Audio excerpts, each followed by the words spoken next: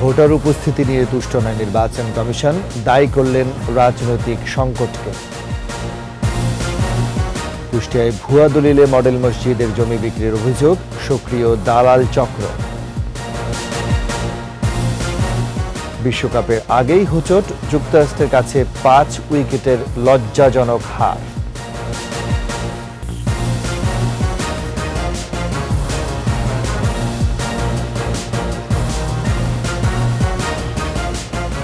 শুনছিলেন first security ইসলামী bank পিএলসির সংবাদ শিরোনাম। আমন্ত্রণ সকাল 9টার 21 সংবাদের সাথে আছে আমি রাজীব জামান। আর দর্শক, 21 টেলিভিশনের সংবাদ একই সাথে সরাসরি দেখতে পাবেন আমাদের ফেসবুক পেজ www.facebook.com/2124 অনলাইনে। দ্বিতীয় ধাপের উপজেলা নির্বাচনে 30% উপরে ভোট পড়লেও সন্তুষ্ট হতে পারেনি নির্বাচন কমিশন। প্রধান নির্বাচন কমিশনার কাজী হাবিবুল আউয়াল বলেছেন, একটি রাজনৈতিক দল ভোট বর্জনের ডাক দেয়ায় ভোটার উপস্থিতি কম হয়ে থাকতে পারে। রাজনৈতিক সংকট কেটে গেলে ভোট আরও উৎসবমুখর হবে বলেও আশা করেন তিনি। শিউলি শবনমের প্রতিবেদন। দ্বিতীয় ধাপে 156টি উপজেলায় ভোট গ্রহণ শেষে আগারগাঁও নির্বাচন ভবনে সিইসির সংবাদ সম্মেলন। ভালোই শান্তিপূর্ণভাবে অনুষ্ঠিত হয়েছে জানান, ভোট শান্তিপূর্ণ হয়েছে, তবে বিভিন্ন স্থানে বিচ্ছিন্ন হাতাহাতিতে আহত হয়েছে 33 জন। ভোট কেন্দ্রে অসুস্থ হয়ে মারা গেছে 2 জন। এর সাথে নির্বাচনী সহিংসতার কোনো সম্পর্ক নেই বলেও জানান সিইসি। আমাদের আইন শৃঙ্খলা বাহিনী খুব তৎপর ছিল, যেখানে অনিয়ম হয়েছে, অনাচার হয়েছে, ভোট কারচুপির চেষ্টা হয়েছে, সেখানে হস্তক্ষেপ করা হয়েছে। 25 জনকে গ্রেফতার করা হয়েছে, যারা বিভিন্ন অপকর্মে লিপ্ত হতে চেয়েছিলেন। দ্বিতীয় ধাপে 30% কিছু বেশি ভোট পড়লেও তা সন্তোষজনক নয় বলে মন্তব্য করেন সিইসি। একটা বড় প্রধানতম কারণ হতে পারে দেশের একটা বড় রাজনৈতিক দল তারা প্রকাশ্যে এবং ঘোষণা দিয়ে ভোট বর্জন করেছে এবং জনগণকে ভোট প্রদানেও নিরুৎসাহিত করেছে। যে কোনো গণতান্ত্রিক দেশে ব্যবস্থায় এই ধরনের চেষ্টা হতে পারে, মানে পক্ষ বিপক্ষ থাকতে পারে। তো আমাদের ভোট নিয়ে কোনো সংকট নেই, সংকটটি হচ্ছে রাজনীতিতে।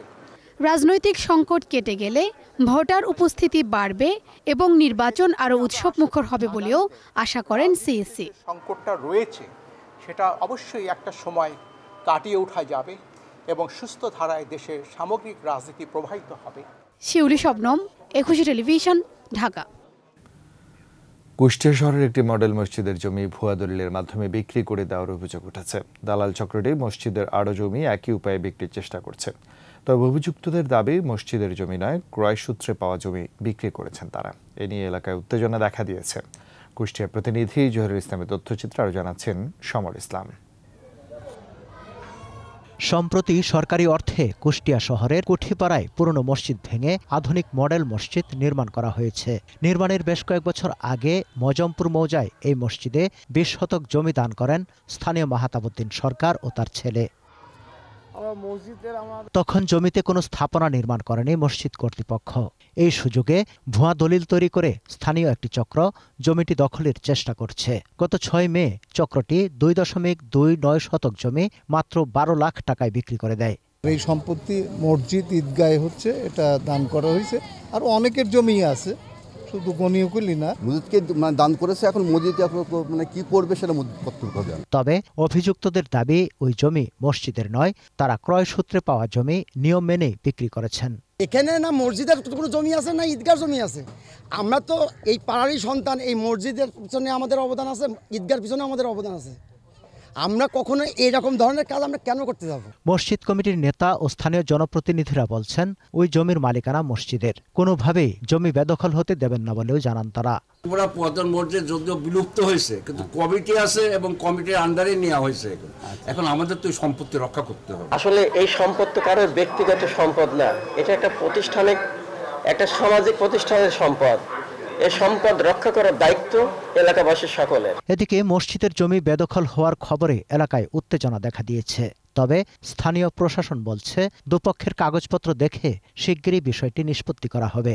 কমিটি আছে, তাদের সাথেও প্রয়োজনে কথা বলা লাগলে আমরা কথা বলে রেকর্ডপত্র দেখে এবং এর গ্রহণযোগ্য সমাধান আমরা করে দেব। মসজিদের জমি যাতে ব্যাহাত না হয় সে ব্যাপারে দ্রুত কার্যকর পদক্ষেপ দেখতে চায় এলাকাবাসী। সমার ইসলাম, 21 টেলিভিশন। শেরপুরে ৩৭২টি সরকারি প্রাথমিক বিদ্যালয়ে নেই প্রধান শিক্ষক। সহকারী শিক্ষকরা জোড়াতালি দিয়ে দায়সারাভাবে দায়িত্ব পালন করছেন। অন্য শিক্ষকদের ভোগান্তি সহ ব্যাহত হচ্ছে জেলার প্রাথমিক শিক্ষা। শেরপুর প্রতিনিধি শরীফুর রহমানের তথ্যচিত্র আরও জানাচ্ছেন সমর ইসলাম। শেরপুর জেলায় ৭৪১টি প্রাথমিক বিদ্যালয়ের মধ্যে প্রধান শিক্ষক আছেন ৩৬৯টিতে। অর্ধেকেরও বেশি বিদ্যালয়ে ভারপ্রাপ্ত প্রধান শিক্ষকের দায়িত্ব পালনে অন্য শিক্ষকদের ভোগান্তি চরমে। প্রধান শিক্ষকের দায়িত্ব পালনে পর্যাপ্ত অভিজ্ঞতা আর সঠিক সিদ্ধান্ত নিতে না পারায় ব্যাহত পাঠদান কার্যক্রম। অনেক প্রতিষ্ঠানে ভারপ্রাপ্ত প্রধান শিক্ষককে মানতেও নারাজ সহকর্মীরা। একটা প্রধান শিক্ষক পাইলে যাতে আমরা সহকারী শিক্ষকরা আমাদের ক্লাসগুলো বেশ ভালোভাবে নিতে পারি, অফিসের কাজগুলো আমাদেরকে না করতে হয়। একটা শিক্ষক কম থাকলে আর একটা 5টা শিক্ষকের প্রেশার পড়ে বেশি। প্রধান শিক্ষক থাকলে আমাদের অন্য ক্লাসগুলো আমাদের নিতে হতো না। আমাদের ক্লাসগুলো আমরা আরো সুন্দরভাবে, আরো সময় নিয়ে আরো আকর্ষণীয়ভাবে করতে পারতাম। পারিবারিক সমস্যা থাকতে পারে, ছুটি নিতে সমস্যা হচ্ছে।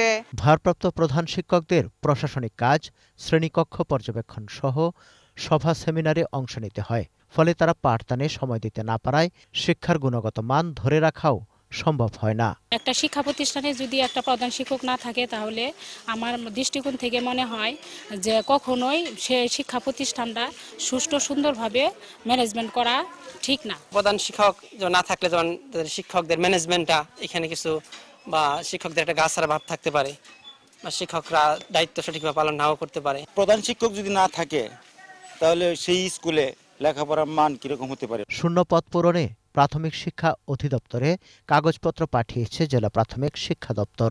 আমরা পদোন্নতি দেওয়ার জন্য যে শর্তগুলো আর কি সমস্ত এসিআর এবং পেপার রেডি করেছি। বর্তমান মহাপরিচালক মহোদয় এ ব্যাপারে আমাদের সাথে দফাদফায় কথা বলেছেন এবং উনি বেশ আন্তরিক আছেন। গুণগত মানের প্রাথমিক শিক্ষা নিশ্চিতে দ্রুত সমস্যার সমাধান চান শেরপুরবাসী। সমর ইসলাম, 21 টেলিভিশন। শেষ করছি সকাল 9টার 21 সংবাদ। যাবার আগে ফার্স্ট সিকিউরিটি ইসলামী ব্যাংক পিএসসি সংবাদ শিরোনামগুলো জানাচ্ছি আরও একবার। ভোটার উপস্থিতি নিয়ে তুষ্ট নয় নির্বাচন কমিশন, দায়ী করলেন রাজনৈতিক সংকটকে। কুষ্টিয়ায় ভুয়া দলিলে মডেল মসজিদের জমি বিক্রির অভিযোগ, সক্রিয় দালাল চক্র। বিশ্বকাপের আগেই হোঁচট, যুক্তরাষ্ট্রের কাছে 5 উইকেটের লজ্জাজনক হার।